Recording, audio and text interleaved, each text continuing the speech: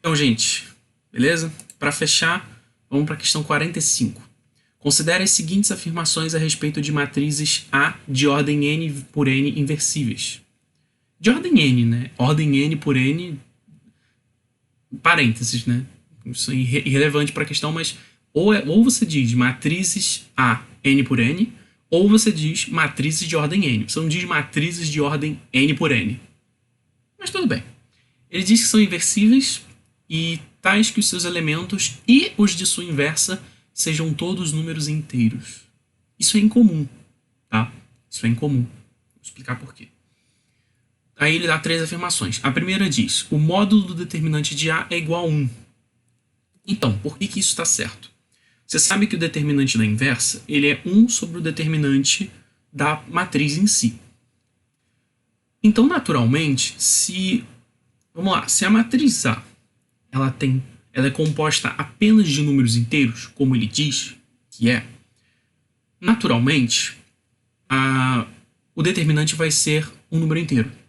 Não tem como ser um número racional, porque ser um número racional e irracional, porque você está fazendo operações de soma, subtração e multiplicação. Você em nenhum momento faz uma divisão.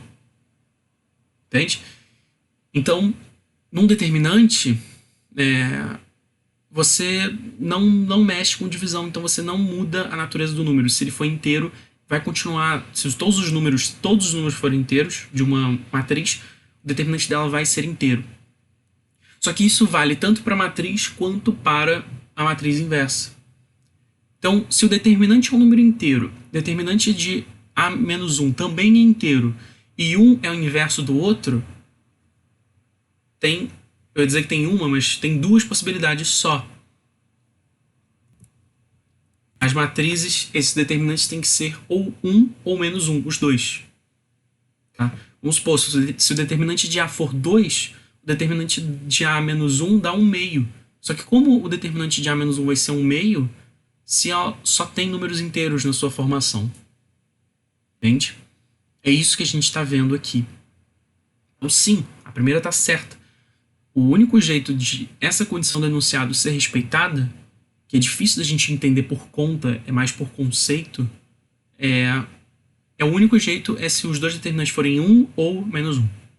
Tá? Exemplo disso é a própria identidade, que é a inversa dela mesma.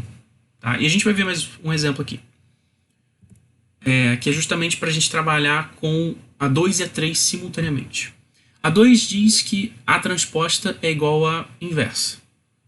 E a terceira diz que A mais A inversa é uma matriz diagonal. Eu dei o exemplo da identidade de fato. Se você pegar a identidade e somar com ela, matriz diagonal. Mas nem sempre. Então, peguei uma matriz aí de exemplo, vou explicar por que eu peguei essa.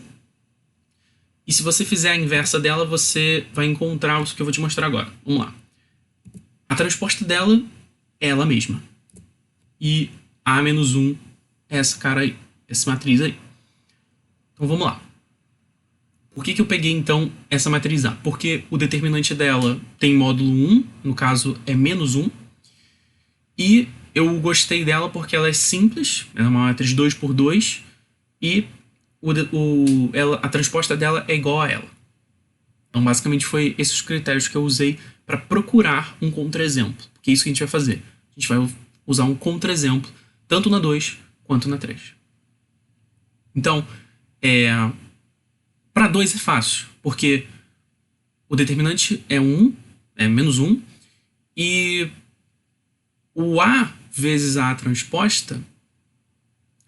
mas faltaria eu provar para você. Calma, vamos por partes então. Quando você faz a inversa dessa matriz, você encontra menos 3, 2, 2, menos 1. Você pode confirmar aí, você vai ver que dá exatamente o 1, 0, 0, 1. Tá? É o processo de matriz inversa que eu também deixei na mão de vocês. Eu acredito que para uma matriz 2 por 2 seja ok, seja fazível. Tá? Apesar de não ser uma coisa que eu faria no início da prova, dá para fazer uma matriz 2 por 2. Tá? E aí, justamente, eu tenho, no momento que você tem A transposta e A menos 1 na sua mão, acabou. Porque, de fato, aquela ali é a matriz inversa De fato, aquela ali é transposta, que é fácil de ver, e elas são diferentes. Elas são diferentes. Então, a transposta não necessariamente é igual à inversa. Morreu aí. Eu achei um exemplo que não é. Acabou. E A mais a sua inversa é uma matriz diagonal. Também cai por terra, porque quando eu somo as duas, eu não obtenho uma matriz diagonal. Eu obtenho uma matriz simétrica. Sei lá, você pode falar várias coisas. Mas não é uma matriz diagonal. Não é. É basicamente isso, é você encontrar um contra-exemplo. Eu, quando estava procurando a resolução disso, para dar um embasamento, eu achei outros exemplos, mas o exemplo que eu achei foi com matriz 3x3, então eu tentei simplificar ao máximo para vocês. E eu achei um exemplo numa matriz 2x2.